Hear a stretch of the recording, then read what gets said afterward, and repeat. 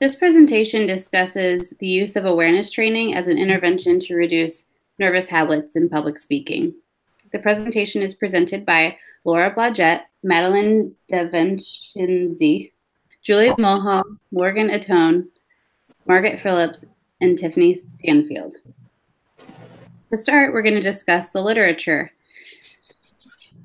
Public speaking anxiety can be considered a form of social phobia, which is one of the most common psychological problems in the United States. It is estimated that the prevalence of public speaking anxiety ranges from 11% to 30% of the American population. Bartholomew Wilhan even suggested the prevalence of public speaking anxiety is as high as in 1 in 5 individuals experiencing public speaking anxiety. Competencies of public speaking can influence many aspects of a person's life. Public speaking competencies are a valuable asset. They can be considered a feature of professional success, a skill that is correlated with a positive reputation, increased credibility, and professional advantages. Public speaking anxiety leads to communication impairments and the use of nervous habits during public speaking. Nervous habits such as filled pauses, including or interjecting the word like when it should not be used, and clicking sounds made with the mouth are all notable nervous habits that are often discussed.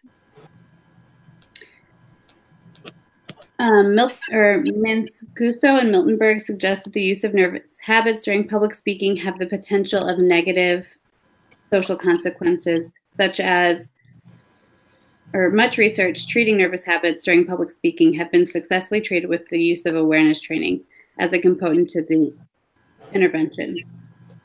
Awareness training is the process in which the participant is made aware of the target behavior when the behaviors occur. In addition, awareness training is often a self-monitoring process in which the participant consistently identifies and records the use of a defined habit. Oftentimes, the awareness training component is faded or removed when the participant is consistently self-aware of the occurrence of behavior. Awareness training is often used within a multi-treatment intervention known as habit reversal training. Much research shows that the use of habit reversal training is the most effective procedure in reducing habit behaviors or various habit disorders. Habit reversal training incorporates 4 components: awareness training, competing response practice, habit control motivation, and generalization training. Byler and Miltenberg suggest that awareness training on its own may be successful at reducing nervous behaviors during public speaking. Additional research are examining the effectiveness of using awareness training alone. Using awareness training alone, Wright and Miltenberg were successful at teaching a 19-year-old student to demonstrate, identify, and record each instance of head and eyebrow tics. Awareness training was used alone and successfully reduced tics for a child with chronic motor tics. The use of awareness training has the potential to reduce the nervous habits during public speaking. The purpose of the study is to measure the effectiveness of awareness training for decreasing nervous habits during public speaking. The participants that participated in this study include 6 master's students attending Ball State University online, 1 Laura Blodgett, 2 Madeline DeVincenzi, 3 Julia Mulhall, 4 Morgan Atone, 5 Margaret Phillips, and 6 Tiffany Stanfield. The setting of this study was group video chats via Google Hangouts and YouTube Live. There were also many materials that were needed for this to conduct this study, including a timer, a computer, data sheet, speech topics, paper to write down speech notes, 1 red color 8x11 paper, 1 white 8x11 paper, and a pen and a pencil. So the behavior definitions for this study include the filled pauses, tongue clicks, and the use of likes. Filled pauses was defined as any occurrence of the use of non-somatic word or speech sound or a word without meaning during or between sentences. The frequency of these occurrences were scored upon the ending of the use of the non-somatic word. Examples of filled pauses included non-examples of the use of filled pauses included clearing one's throat or coughing. For tongue clicks are defined as the speaker emitting or a clicking or a smacking sound with their tongue. This is done either with the use of lips or the roof of their mouth, and can be heard through the audio of the video. Frequency of tongue clicks were recorded upon the ending of each smack or click sound. An example of tongue clicks was smacking sound made with the tongue suctioning on the roof of the mouth. A non-example of tongue clicks included licking, swallowing, or pursing of the lips. Lastly, likes was defined as any occurrence of using the word like in speech that did not hold any meaning in the structure of the sentence or follow correct grammatical form. Frequency of the use of the occurrence of likes was scored upon the ending of the use of like, or incorrect use of like. Examples of incorrect use of like was saying like before describing what someone did. For example, she was like, I really don't want to do that, or saying like before recalling an event. And then she was like, I'm really excited about it, or saying like when describing an object, person, or location. For example, it had like 4 flowers on the tree. Non-examples of using the word like is to describe an interest. I like ice cream, or comparing two concepts. I'm a lot like my mother.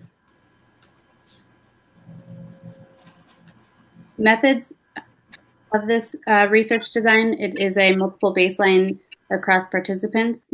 For data collection, data was collected on the occurrence of the target behaviors. We used frequency recording of both baseline and intervention sections. Frequency data was recorded separately for each type of behavior. Graphs depict the total number of occurrence of all nervous habit behaviors per session. For the baseline phase, 6 participants were given multiple topics and were instructed to complete no more than 10 minutes of research per topic. During research, participants could take notes on note cards, but could only be points and not full sentences. All participants met via Google Hangouts to deliver speeches and collect data on others. During speech delivery, data collectors' faces remained expressionless and withheld gestures and feedback. The speeches lasted between 3 and 5 minutes. To start, one data collector counted down from 3 to 1 and pressed start on a timer as they said 1. When 3 minutes lapsed, a white sheet of paper was held up by the data collector. When 5 minutes lapsed, a red sheet of paper was held up and the speech ended. Once all participants delivered their speeches, baseline was complete.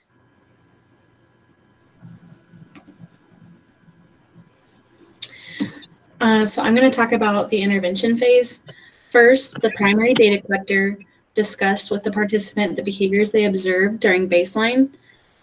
This response description involved a discussion about each of the participants' behaviors that were targeted for reduction. Those targeted behaviors included tongue clicks, filled pauses, and the inappropriate usage of the word like. It included individualized topographies and operational definitions. The PDC then showed the participant a video from the baseline session. While viewing the video, response detection was utilized to identify when target behaviors are occurring. The participant chose a topic to speak about for 3 to 5 minutes. The participant was given 10 minutes to prepare for another speech. While speaking, the participant and the PDC raised their hand if the target behavior occurred during the beginning of the speech. After the first 5 occurrences, the PDC will only raise their hand to prompt the participant if they fail to identify the occurrence within 2 seconds.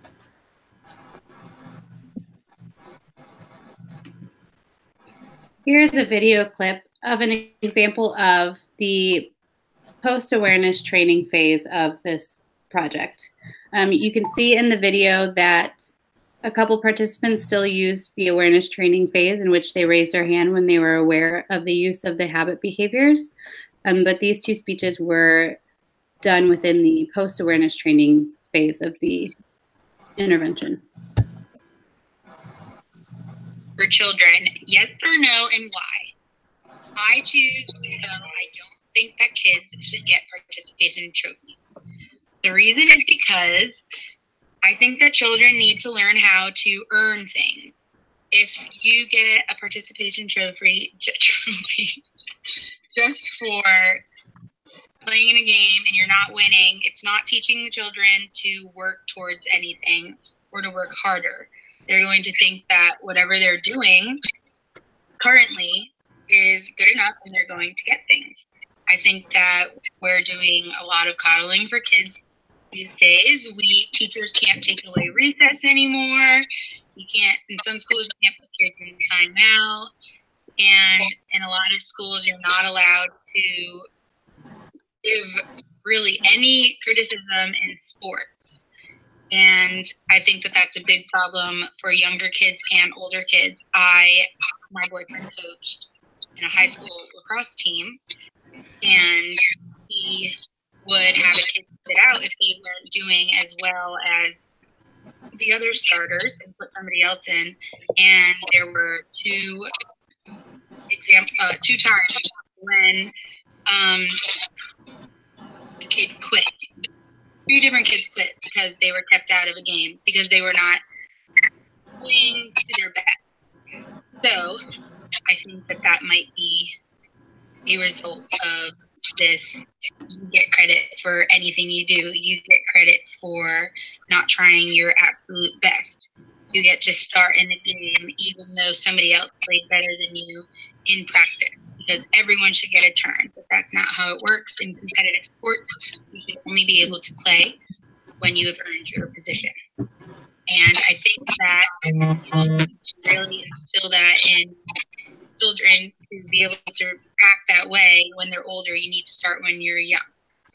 And that is why participation trophies are not a good idea. Because again, like I had said, if you start a kid off thinking that any type of effort is good enough, they're not going to make it in a competitive sport. I played competitive sports my entire life. I played soccer all throughout college, and I had very hard coaches. And my parents were very hard on me too, but in a tasteful way. And they would give me constructive criticism, which made me want to do better because I wanted to make myself and my parents proud. I personally don't think that my parents would even have let me accept a participation trophy if I was young, unless I really earned the trophy that was being given to me. So, no participation trophy. That's my opinion. Yay.